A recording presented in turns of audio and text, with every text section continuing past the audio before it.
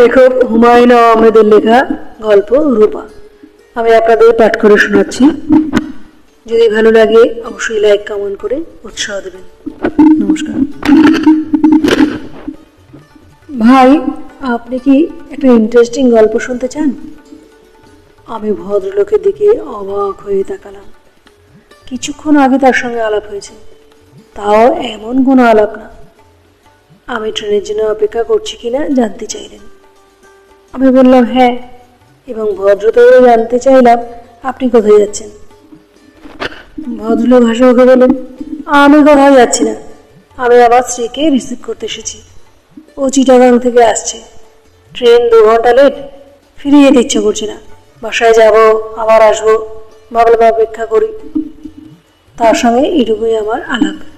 এই আলাপের সূত্র ধরে কেউ যখন বলে, ভাই আপনি কি একটা ইন্টারেস্টিং গল্প শুনতে চান, তখন খানিকটা হলেও বিস্মিত হতে হয়। অপরিচিত লোকের কাছে গল্প শোনার আগ্রহ আমার কম। তাছাড়া আমি আমার দীর্ঘদিনের অভিজ্ঞতায় লক্ষ্য করেছি, ইন্টারেস্টিং গল্প বলে যে গল্প শুরু হয় সে গল্প কখনোই ইন্টারেস্টিং হয় না। আমি কিছু না বলেই চুপ করে রইলাম। ভদ্রলোক বুদ্ধিমান হলে আমার চুপ করে থাকার অর্থ বুঝতে পারবেন, বুদ্ধিমান না হলে এই গল্প আমার শুনতেই হবে। দেখা গেল ভদ্রলোক মোটেই বুদ্ধিমান নন। পকেট থেকে পানের কৌটো বের করে পান সাজাতে সাজাতে গল্প শুরু করলেন। আপনি নিশ্চয়ই খুব বিরক্ত হয়ে আমার কথা শুনছেন। নিতান্তই অপরিচিত একজন মানুষ হড়বড় করে গল্প বলা শুরু করেছে। বিরক্ত হওয়ারই কথা, কিন্তু সমস্যাটা কি জানেন? আজ আমার একটা বিশেষ দিন। এই বিশেষ দিনে আমার মজার গল্পটা কাউকে না কাউকে বলতে ইচ্ছা করে। যদি অনুমতি দেন গল্পটা বলি। বলুন, আপনি কি পান খান? জি না। একটা খেয়ে দেখুন, মিষ্টি পান, খারাপ লাগবে না। আপনি কি বিশেষ দিনে গল্পের সঙ্গে সঙ্গে সবাইকে পানও খাওয়ান? ভদ্রলোক হেসে ফেললেন, আন্তরিক ভঙ্গিতে আসলেন। ভদ্রলোকের বয়স 40-এর মতো হবে, অত্যন্ত সুপুরুষ। ধবধবে সাদা পায়জামা পাঞ্জাবিতে তাকে চমৎকার মানিয়েছে। মনে হচ্ছে তিনি স্ত্রীর জন্য খুব সেজেগুজে এসেছেন। প্রায় 20 বছর আগের কথা। আমি তখন ঢাকা বিশ্ববিদ্যালয়ে অনার্স করছি, পদার্থবিদ্যায়। এখানে অন্ধকার বলে আপনি সম্ভবত আমাকে পরিষ্কার দেখতে পাচ্ছেন না। আলো থাকলে বুঝতেন আমি বেশ সুপুরুষ। 20 বছর আগে দেখতে রাজপুত্রের মতো ছিলাম। ছাত্রমহলে আমার নাম ছিল দ্য প্রিন্স। মজার ব্যাপার হচ্ছে, মেহমান হলে আমার কোনো পাত্তা ছিল না। আপনি ব্যাপারটা লক্ষ্য করেছেন কিনা জানি না, পুরুষদের রূপের প্রতি মেয়েরা কখনোই আকৃষ্ট হয় না। পুরুষদের সব কিছুই তাদের চোখে পড়ে, রূপ চোখে পড়ে না। বিশ্ববিদ্যালয় জীবনে কোনো মেয়ে আমার সঙ্গে ভাব করার জন্য কিংবা কথা বলার জন্য এগিয়ে আসেনি। আমি নিজে থেকেও এগিয়ে যাইনি, কারণ আমার তোতলামি আছে, কথা আটকে যায়। আমি ভদ্রলোককে থামিয়ে দিয়ে বললাম, আমি তো কোনো তোতলামি দেখছি না, আপনি চমৎকার কথা বলে যাচ্ছেন। বিয়ের পর আমার তোতলামি সেরে যায়। বিয়ের আগে প্রচণ্ড রকম ছিল, অনেক চিকিৎসা করেছি। মার্বেল মুখে নিয়ে কথা বলা থেকে শুরু করে হোমিওপ্যাথি ওষুধ, পীর সাহেবের তাবিজ, কিছুই বাদ দিইনি। যাই হোক, গল্পে ফিরে যাই। আমার সাবসিডিয়ারি ছিল ম্যাথ এবং কেমিস্ট্রি। কেমিস্ট্রি সাবসিডিয়ারিতে একটি মেয়েকে দেখে আমার প্রায় দম বন্ধ হয়ে যাওয়ার মতো অবস্থা। কি মিষ্টি চেহারা, দীর্ঘ পল্লব, ছায়াময় চোখ, সেই চোখ সবসময় হাসছে। ভাই, আপনি কি কখনো প্রেমে পড়েছেন? জি না। প্রেমে না পড়লে আমার সেই সময়কার মানসিকতা আপনাকে বুঝাতে পারবো না। আমি প্রথম দিনই মেয়েটিকে দেখেই পুরোপুরি অসুস্থ পড়লাম। সারা রাত ঘুম হলো না। প্রচণ্ড পানির পিপাসায় একটু পরপর গলা শুকিয়ে যায়। পানি খাই আর মহসিন হলের বারান্দায় হাঁটাহাঁটি করি। সপ্তাহে আমাদের 2টো মাত্র সাবসিডিয়ারি ক্লাস। রাগে দুঃখে আমার কাঁদতে ইচ্ছা করে। প্রতিদিন একটা করে সাবসিডিয়ারি ক্লাস থাকলে কি ক্ষতি হতো? সপ্তাহের 2টো ক্লাস মানে 50 মিনিট করে 100 মিনিট। এই 100 মিনিট চোখের পলকে শেষ হয়ে যায়। তাছাড়া মেয়েটা খুব ক্লাস ফাঁকি দেয়।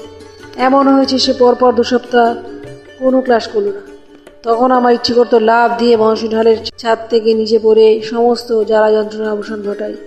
সে যে কি ভয়াবহ কষ্ট আপনি বুঝবেন না, কারণ আপনি কখনো প্রেমে পড়েননি। মেয়েটার নাম তো বললেন না, তার নাম কি? তার নাম রূপা। সেই সময় আমি অবশ্য তার নাম জানতাম না। নাম কেন কিছুই জানতাম না। কোন ডিপার্টমেন্টের ছাত্রী তাও জানতাম না।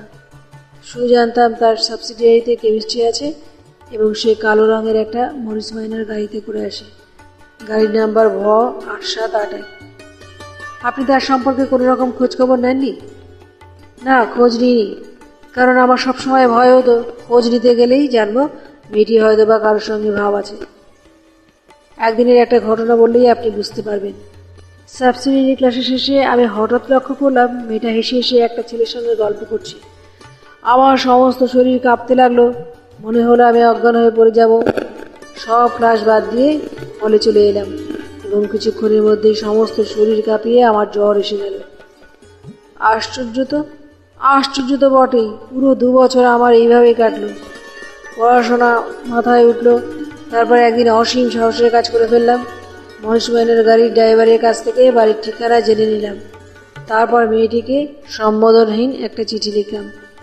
কী লিখেছিলাম এখন আর মনে নেই, তবে চিঠির বিষয়বস্তু হচ্ছে আমি তাকে বিয়ে করতে চাই, তাকে রাজি হতেই হবে। রাজি না হওয়া পর্যন্ত আমি তাদের বাড়ির সামনে না খেয়ে পড়ে থাকবো, যাকে পত্রিকার ভাষায় বলে আমরণ অনশন। গল্পটা কি আপনার কাছে ইন্টারেস্টিং মনে হচ্ছে? হ্যাঁ হচ্ছে। তারপর কি হলো বলুন। চিঠিটাকে পাঠিয়ে দিলেন? না, নিজেই হাতে করে নিয়ে গেলাম। ওদের বাড়ির দারোয়ানের হাতে দিয়ে বললাম, এই বাড়ির একজন আপা আছেন না, ইউনিভার্সিটিতে পড়েন, তার হাতে দিয়ে এসো। দারোয়ান লক্ষ্মী ছেলের মতো চিঠি নিয়ে চলে গেল এবং কিছুক্ষণের মধ্যেই ফিরে এসে বলল, আপা বলেছেন তিনি আপনারই চিনেন না। আমি বললাম, তিনি ঠিকই বলেছেন, তবে আমি তাকে চিনি, এটাই যথেষ্ট। এই বলে আমি গেটের বাইরে খুঁটি গেড়ে দাঁড়িয়ে গেলাম। বুঝতেই পারছেন নিতান্তই পাগলের কাণ্ড। সেই সময় মাথা আসলেই বেঠিক ছিল, লজিক নষ্ট হয়ে গেছে। যাই হোক, সকাল 9টা থেকে বিকেল 4টে পর্যন্ত কোনো রকম ঘটনা ছাড়াই গেটের সামনে দাঁড়িয়ে রইলাম। লক্ষ্য করলাম দোতলার জানালা থেকে মাঝে মধ্যে কিছু কৌতূহলী চোখ আমাকে দেখছে। বিকেল 4টায় এক ভদ্রলোক বাড়ি থেকে বের হয়ে কঠিন গলায় বলেন, যথেষ্ট পাগলামি করা হয়েছে, এখন বাড়ি যাও।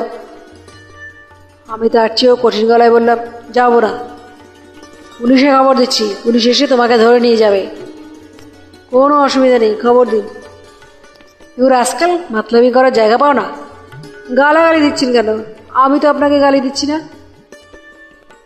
ভদ্রলোক রাগে জ্বলতে জ্বলতে বাড়ির ভেতর চলে গেলেন। তারপরে পরে শুরু হলো বৃষ্টি, ঢালাও বর্ষণ। আমি ভিজছি নির্বিকার ভঙ্গিতে, সঙ্গে সঙ্গে বুঝছি যে জ্বর এসে যাচ্ছে। সারাদিন রোদে পড়ার পর এই ঠান্ডা বৃষ্টি সহ্য হবে না। তখন একটা বেপরোয়া ভাব চলে এসছে, যা হবার হবে। ক্ষুধায় ক্লান্তিতে শরীর অবসন্ন। মাঝে মাঝেই মনে হচ্ছে এই বুঝি মাথা ঘুরে পড়ে গেলাম। ইতিমধ্যে আমি আশেপাশে মানুষদের কৌতূহলী দৃষ্টি আকর্ষণ করতে সমর্থ হয়েছি। বেশ কয়েকজন আমাকে জিজ্ঞাসা করলেন, কি হয়েছে, এখানে দাঁড়িয়ে দাঁড়িয়ে ভিজছেন কেন? আমি তাদের সবাইকে বলেছি, আমাকে নিয়ে মাথা ঘামাবেন না, আমি একজন পাগল মানুষ। মেয়েটির বাড়ি থেকেও হয়তো টেলিফোনে এই বিচিত্র ঘটনার কথা কাউকে কাউকে জানানো হয়েছে। 3টে গাড়ি তাদের বাড়িতে এলো। গাড়ির আরোহীরা রাগী ভঙ্গিতে আমার দিকে অনেকক্ষণ তাকিয়ে বাড়ির ভেতরে ঢুকলেন। রাত 9টা বাজলো। বৃষ্টি এক মুহূর্তের জন্য থামলো না। জ্বরে তখন আমার গা পড়ে যাচ্ছে, দাঁড়িয়ে থাকতে পারছিলাম না, পা ছড়িয়ে বসে পড়লাম। দারোয়ান এসে আমাকে ফিসফিস করে বলল, সাহেব পুলিশ আনতে চাইতেছে, বড় আফা রাজি হচ্ছে না। বড় আফা আপনার অবস্থা দেখা খুব কাঁদতেছে, টাইট হইয়া বসে থাকেন। আমি টাইট হয়ে বসে রইলাম। রাত 11টা বাজলো। ওদের বাড়ির বারান্দায় বাতি জ্বলে উঠল। বসার ঘরে দরজা খুলে মেয়েটি বের হয়ে এলো। মেয়েটির পেছন পেছন ওদের বাড়ির সব কজন মানুষ। ওরা কেউ বারান্দা থেকে নামলো না। মেয়েটি একা এগিয়ে এলো, আমার সামনে এসে দাঁড়ালো এবং অসম্ভব কোমল গলায় বলল, কেন এমন পাগলামি করছেন? আমি হতভম্ব হয়ে তাকিয়ে রইলাম, কারণ এই মেয়ে সেই মেয়ে নয়, অন্য একটি মেয়ে। একে আমি কোনোদিন দেখিনি। মরিস মাইনার গাড়ি ড্রাইভার আমাকে ভুল ঠিকানা দিয়েছে, হয়তো ইচ্ছে করে দিয়েছে। মেয়েটি নরম গলায় বলল, আসুন, ভেতরে আসুন, টেবিলে খাবার দেওয়া হয়েছে, আসুন তো। আমি উঠে দাঁড়ালাম, বলতে চেষ্টা করলাম, কিছু মনে করবেন না, আমার ভুল হয়ে গেছে, আপনি সেই মেয়ে নন, আপনি অন্য একজন। মেয়েটির মমতায় ডুবানো চোখের দিকে তাকিয়ে এই কথা বলা সম্ভব হলো না। এত মমতা নিয়ে কোনো নারী আমার দিকে তাকায়নি।